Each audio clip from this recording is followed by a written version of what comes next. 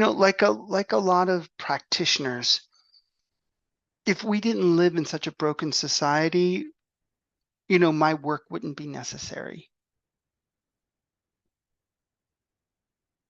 And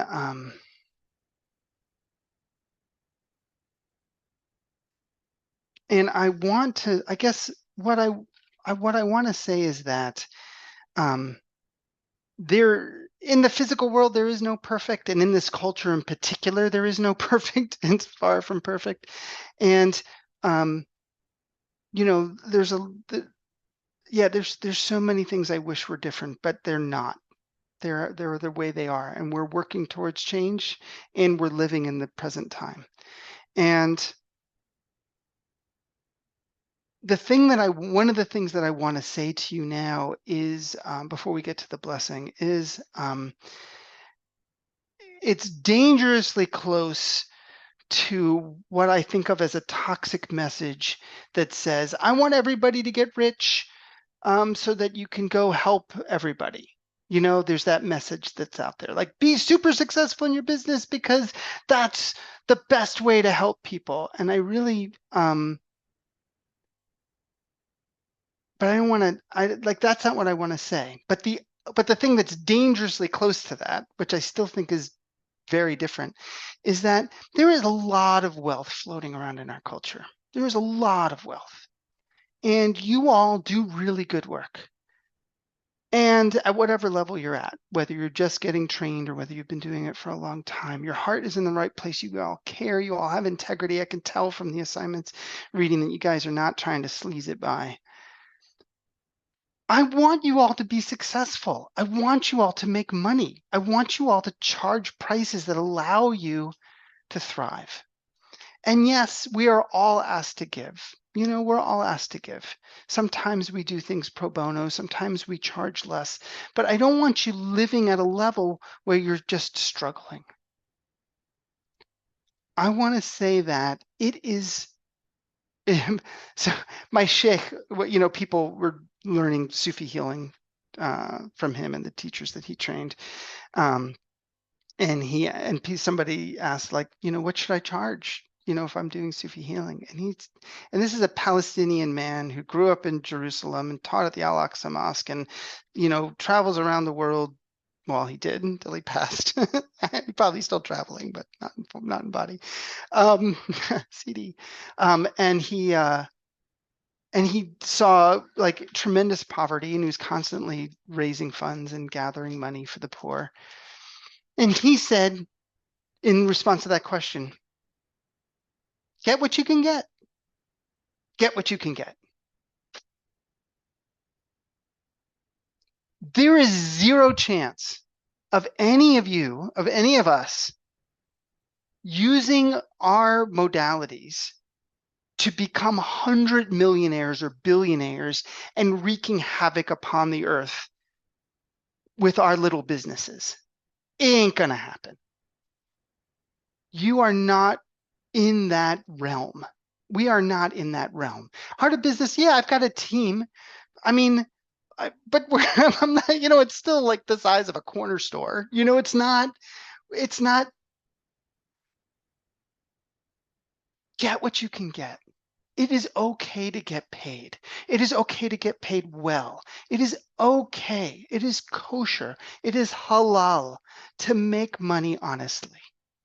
It is okay. One of the things that I love about Islam and Sufism, and there are many paths that are so beautiful, and just happens to be the path I'm on, not of my own choosing. But anyway, that's another story for another day. Is that the Prophet Muhammad, alayhi salam, before he became a prophet, was a merchant. He was a merchant. And his nickname was Al-Amin, which means the trustworthy. I think I told this in another class.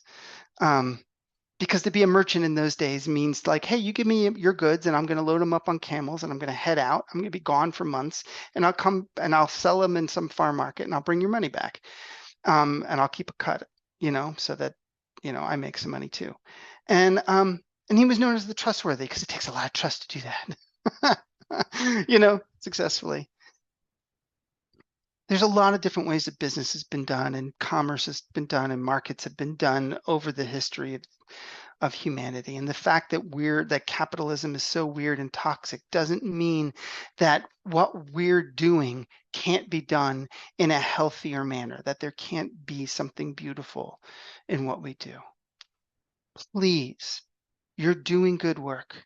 It is okay to get paid. It is okay to get paid. It is okay to get paid.